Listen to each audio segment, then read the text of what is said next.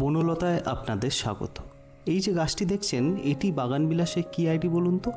এটি হলো গোল্ডেন বিকজেস।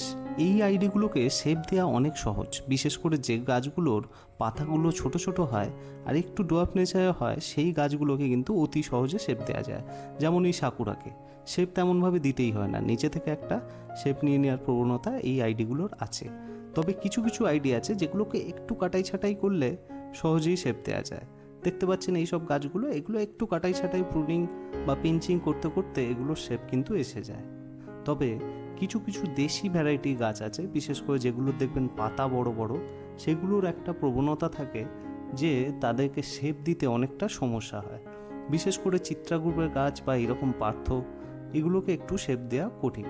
এই সব গাছের ক্ষেত্রে শেপ দেওয়ার কাজটা একদম ছোট অবস্থা থেকেই শুরু করে দিতে হয়। তাই আজকে একটা ছোট গাছ নিয়ে আমরা দেখব যে কিভাবে প্রথম থেকেই আমরা এই শেপ দেওয়ার কাজটা করতে পারি।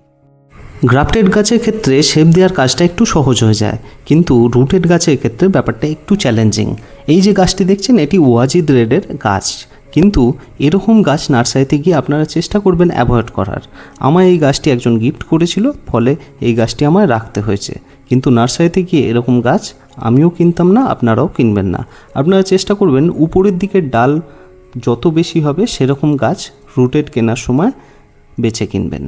এই গাছটিকে শেপ দেওয়া কিন্তু অনেকটা চ্যালেঞ্জিং বিষয়, দেখা যাক কীভাবে শেপ দেওয়া যায়। তবে শেপ দেওয়ার ক্ষেত্রে নিজের কিন্তু কল্পনা শক্তিকে কাজে লাগাবেন, যে পরবর্তীকালে গাছটা কিভাবে আপনি দেখতে চাইছেন। চেষ্টা করবেন নিচের দিকের ডালগুলোকে কেটে দিতে।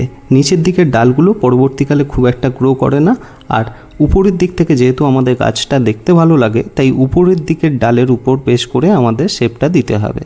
নিচের দিকের ডালগুলো তাই আমাদের কেটে বাদ দিয়ে দিতে হবে। এই গাছটি আপনাদের এখন কেটে দেখাবো যে প্রথম থেকে এই ছোট অবস্থায় কিভাবে শেপ দেওয়ার কাজটা শুরু হবে, আর শেষে আমি এটাও দেখাবো যে এই গাছটা ম্যাচিওর হলে কীরকম হতে পারে। একটা ম্যাচিওর গাছের ছবি দেখিয়ে আমি কিন্তু বুঝিয়ে দেবো যে গাছটা বড় হলে কীরকম শেপ হতে পারে বা আমি কেমন শেপ দিতে চাইছি। এবার চলুন কাটাই ছাঁটাইয়ের কাজটা শুরু করে দেওয়া যাক। একদম ছোট গাছ, তাই যে প্রুনার ব্যবহার করবেন সেই প্রুনারটা অবশ্যই স্যানিটাইজ করবেন, কারণ সেখান থেকে যেন কোনো ফাঙ্গাল অ্যাটাক না আসে সেটা লক্ষ্য রাখবেন। চলুন শুরু করা যাক। নিচের দিকের ডালগুলো অবশ্যই প্রথমে যেমন বলেছিলাম কেটে দিলাম। এবার তারপর দেখুন আরেকটা ডাল আছে, এই ডালটাকেও কেটে দিতে হবে।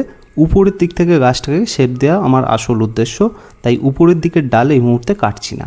এবার দেখুন উপরের দিকের ডালটা কিন্তু দুভাগে ভাগ হয়ে গেছে। দুভাগে ভাগ মানে দেখুন এক জায়গা থেকে বেশ কিছু ব্রাঞ্চেস বেরিয়েছে, আর তার উপরে একটা ওয়াটার শাকার টাইপের ডাল, কিন্তু কচি ডাল অনেকটা বেড়ে গেছে। ওই ডালটাকে আমরা কেটে বাদ দেবো, ফলে যেখান থেকে বেশি ব্রাঞ্চেস আছে ওই জায়গা থেকে গাছটা কিন্তু একটা শেপ নিতে শুরু করবে। এই যে দেখলেন এইভাবেই কিন্তু শেপ দেওয়াটা হয়ে গেল। এবার আপনাদের যে কাজটা অবশ্যই করতে হবে সেটা হলো একটা ভালো ফাঙ্গিসাইডের পেস্ট বানিয়ে আপনাদের ওই কাটা জায়গাটায় ভালোভাবে সেটাকে অ্যাপ্লাই করে দিতে হবে। আমি কিন্তু কাণ্ডটাকে প্রোটেক্ট করার জন্য আগে থেকেই একটা কোটিং দিয়ে রেখেছিলাম, এবার শুধু কাটা জায়গাগুলো দিলেই হবে।